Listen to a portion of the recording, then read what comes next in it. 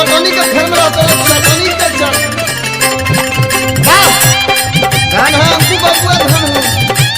वाह छोटू सिंह तू कटनी कोला कोला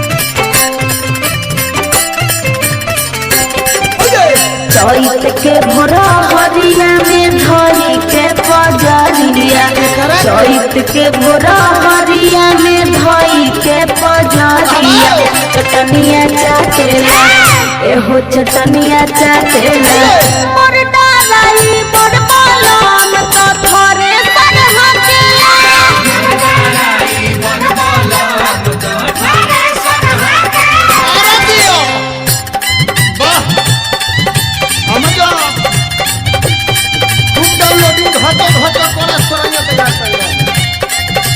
अंकित मोबाइल वापस वाह चलो तो जवाब नहीं दे भाई वाह रंगीला भाई वाह बलुआ छोड़ पटनी को ऐसे रहन तो फूटी दावत में सारा भूसा अफूट दिखाई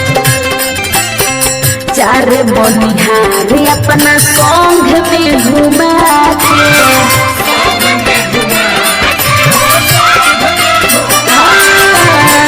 करेला पटनिया खूबे गाना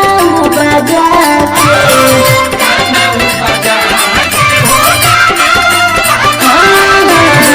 चार बनिहार अपना संगे में घुमा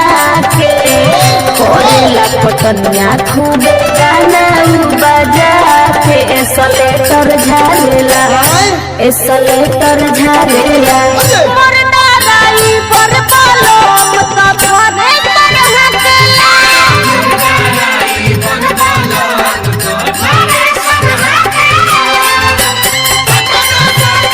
वाह रे टिंकू बाबा वाह बड़े जोर में थे भाई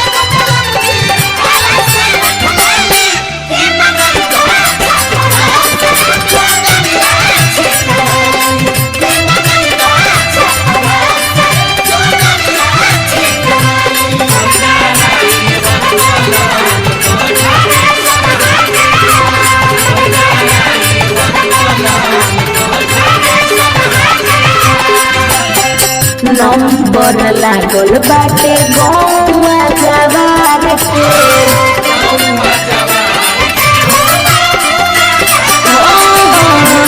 चार चक सगरो बाटे हमारा सारा कार के नंबर लागल बाटे गौवा जवार के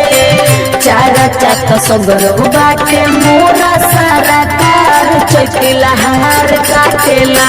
चैतिला हार काटेला मोर डालाई पर बलम तो थोरे सन हकेला